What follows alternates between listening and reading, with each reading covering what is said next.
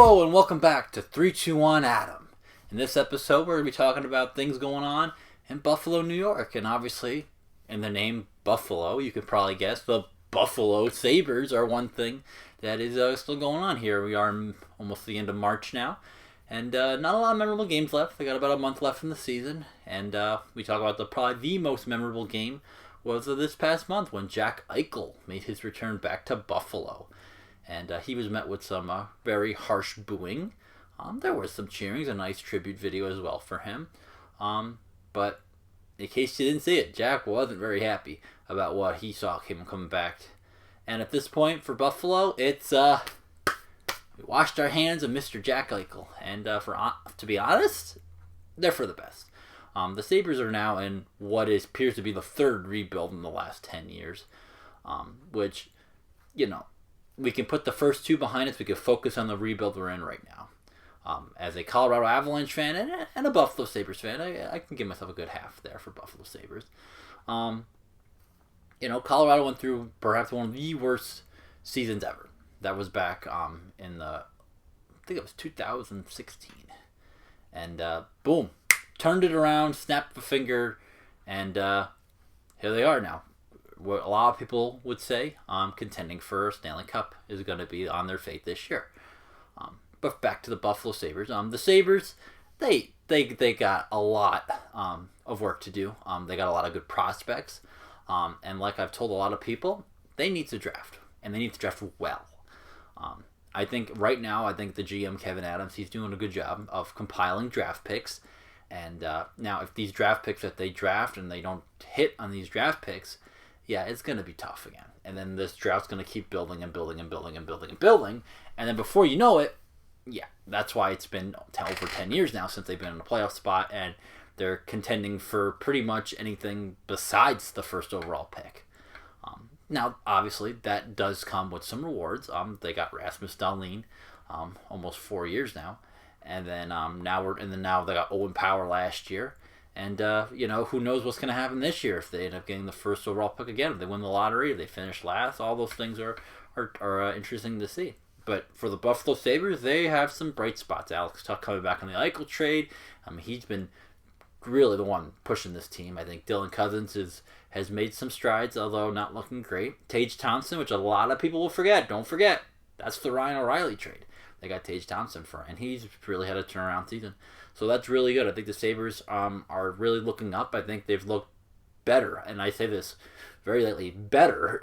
They've looked better this year than I think the last couple of years. And, there were some nice long winning streaks and good starts to the year. But you know what? Put all that aside, as a team, they're looking like a team. And I think that's the one thing. When Eichel gone, I think a lot of the players can now focus on being a team. Rather than, okay, we got to get the puck to Jack and we got to let Eichel do his nice little whoop-de-doopy moves and, because he's the best player on the team.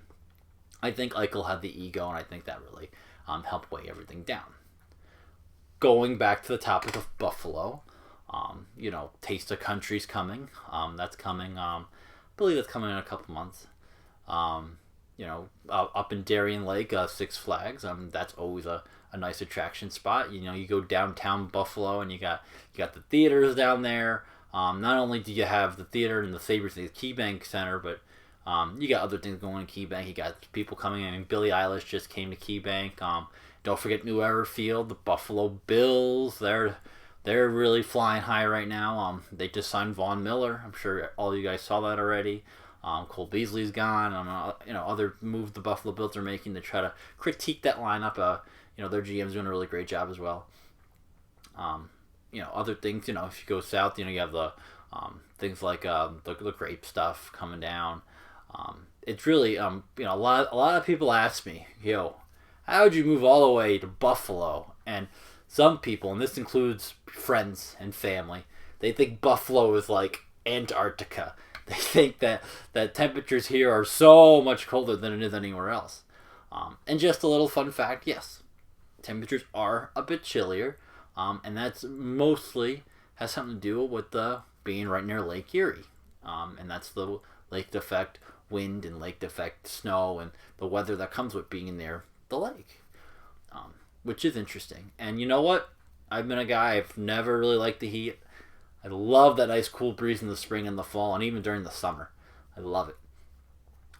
So Buffalo is a very interesting place. I think the weather in the spring and fall with that great wind, you do get your high wind warnings. You do get some obviously down trees and power lines and all that, but you know what, you get that everywhere. It's really a nice place. Other things kind of going on here in Buffalo. I mean, you get two of the major sports teams here. We can't forget about the AAA baseball. That also happens in Salem's Field. That's downtown Buffalo as well. It's a Toronto Blue Jays affiliate. Always a nice time going to the ballpark. Always a nice time. Thank you for watching. I hope you enjoyed this episode. I kind of talked about some things going on in Buffalo and what life is in Buffalo and that sort of a thing. Again, if you liked it, don't forget to like, subscribe, share the channel around. That really helps me out a lot. And again, once again, thanks for watching, and we'll see you next time on episode 3.